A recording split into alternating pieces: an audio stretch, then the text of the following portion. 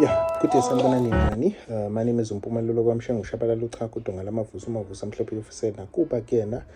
So guys, I do a small nyana hustle whereby I'm actually a runner here in China. I do assist my South Africans when it comes to shipping goods from China to South Africa, and actually being a runner whereby you can send me to any shop you want here, and I can just get information for you and actually check if they're legit. You can order bona or you can't. So these are just some of the services I actually provide for you guys back in South Africa. But then on today's video I do want to speak about some of the red flags, I'd say, or some of the issues that you can embark on or face when you're actually in the business of actually importing goods from China to South Africa. So at number one, in the past 7 months, a lot has happened, especially when it comes to the tariff wars the USA had with China. We saw China actually exposing a lot of things, such as brands being actually made here in China at a low cost and then being sold to the rest of the world because it's Italian brands and it's other brands that we all know. But then, the Chinese were just like, we make these brands for a very low fee, but then they sell them at a 300-400% extra margin and they make a profit whereby they don't even make those brands. It is not me who said that.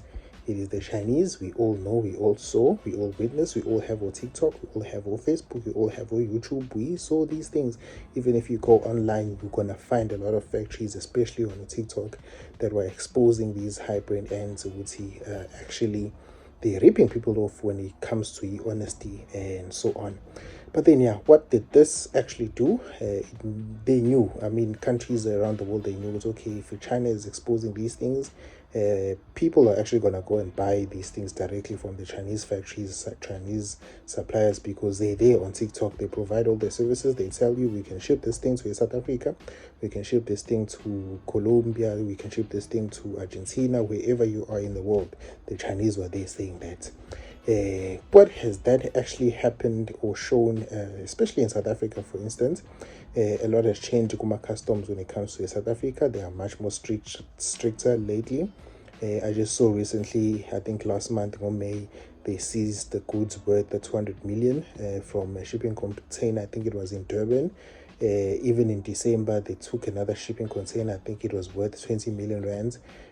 What did they find inside these containers? They would find the same goods that the Chinese were actually talking about. Uma video, these brands, high-end brands, sometimes cell phones and all these things. So they are actually stricter when it comes to maybe checking out these things.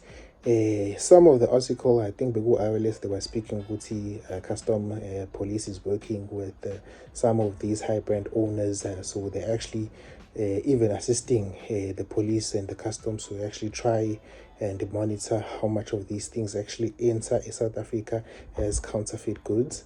And then they confiscated. So in that way, Tinage, or the small business runners or the medium business runners who buy, they rely on actually importing things directly from China. It's going to be a hassle, it's going to be a problem for us. And in honesty, when it comes to these people who are running these small businesses, whether it's iPhones, hair, goods, pots, and so on, most of them, they do not have a formal running business, so they still have to register their things, they still have to do proper paperwork, which is actually not as tangible as one may think, especially for South Africans, and the access to information is very limited for South Africans when it comes to these things. So I deal with assisting these people most of the time, and to be honest, in Ingilabo, they do not have some form of businesses. Some they do have, those that would actually take order maningi. They would mostly be requiring extra information. They already have the information, they just want you to assist on confirming, does this factory in a certain location actually exist? Can you try and call them and maybe see what's okay, it's there? And then you just assist by giving them that confirmation, their factory is actually there. And then they do their orders and so on. So there are also a lot of businesses that are actually formal, that they do run these things and have been running these things and are actually making good money. But then, so those who are small time first timers, second timers, or they've been running this business for 1-2 years, they do find it challenging even right now, because most of the shipping companies, they are not even taking our branded goods right now. especially via sea, because of the strictness in South Africa. Also okunye, if they seize izinto kanjena, people are going to lose a lot of money. I mean, if the value of those goods is up to 200,000 or 200 million, they said, so you can imagine ukuthi abantu bethenga izinto, how much they actually going to lose.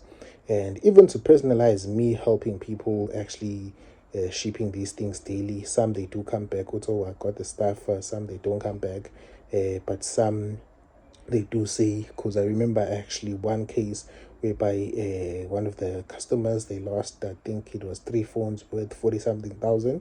They lost those things because I don't know what happens when it comes to the shipping thing. It was returned in South Africa back to China, so it's that hassle. Now it has to get back into China, and then kusame, it's been 3-4 months actually, the customer waiting for some feedback from Million from the shippers ukuthi besho something what's going to happen. So eventually the shipping company just said they're going to return funds as soon as they cleared in some way here in China, and then they're going to give them a certain percentage of the shipping amounts that they actually used for this thing. So you can see what's already Lomuch is probably going to make a loss, got 30,000 or something out of 40,000, which is the true value of the goods they had shipped. So yeah, it does happen. I have to be honest, it does happen whereby people's things are going to be seized, and you're going to see when things are seized, you're going to see some are going to be happy go Facebook, some are going to be happy go TikTok, go see things as Zomaga ends, so they would say I actually seized in these things. But then yeah, these are just the things I'd like to highlight. So you should be aware ukuthi kungenzeka ukuthi order amafoni awu-5 worth 40,000 rands and they don't reach South Africa, they are seized by customs. Because you do not take insurance, obviously, when it comes to these things, it's a loss. It's a loss because they're probably just going to give you back in Malay shipping. They actually do stipulate even lapa with shipping goods. If in case there's anything, some sorts of disaster outside of insurance, we are not liable to actually pay for anything. So these are just some of the risks you need to understand you are taking.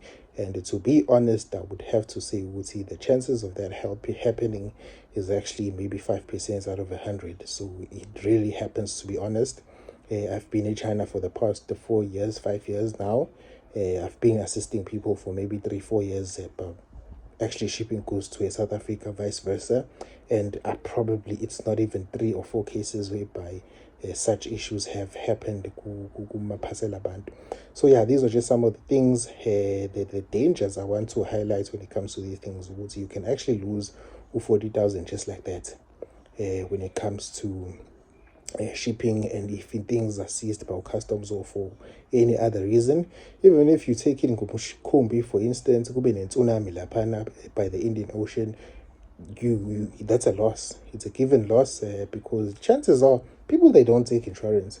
And sometimes motors insurance, for example, for a cell phone, you see what you're gonna be paying a lot of money, whereby it's actually the same as buying the phone in South Africa. So the reason why people actually buy phones directly from China is because they do want to save imali.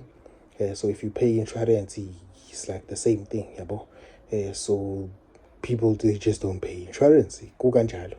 I have to be transparent with you guys and actually tell you things as they are. But then how do you avoid this? In honesty, there are some shipping companies that are actually very, very 99% reliable when it comes to actually making sure they are tracked from the moment they leave in China. They actually arrive in South Africa. We're actually able to see what's Hong Kong, here Dubai, Manji, Dubai, here Goli, Goli, you're actually able to track. These are companies like or FedEx, companies like or DHL. These companies are very big globally. I do even have assisted maybe shipping is into Saudi Arabia, shipping is into, let me think of the countries, Saudi Arabia, Ghana, Sengashipa, also Colombia, South Korea. These are just some of the countries whereby with DHL, FedEx, they're gonna do a clean job when it comes to actually shipping these things for you guys, hassle free. You're gonna pay, obviously, customs are a bit higher, but they do get the things to you.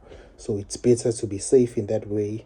rather than choosing these small shipping companies with no names. You just have to use faith because my things are gonna arrive at the destination. But then, yeah, these are just the things I would like to share with you guys, especially for those who want to start this business of actually shipping goods from China to South Africa. These are the high-end risk I want to highlight. Ukuthi uzothatha imali yakho u-10,000 buy goods, just know ukuthi there is a 2% chance that anything could happen. I am not trying to instill some fear, guys. When it comes to business, but it's about risk taking. Wonke umuntu who is a multi-millionaire, wonke umuntu who is a billionaire, they started somewhere and actually did it risky. Whether you want to be a taxi owner, it's a risk from the start. Whether you want to own properties in South Africa, it's a risk. Everything you're going to be doing basically for entrepreneurship or starting a business, it's a risk. So it's the same thing. Yabo. Hilo kokuphela ke ngifuna ukusho ngithi nje danko.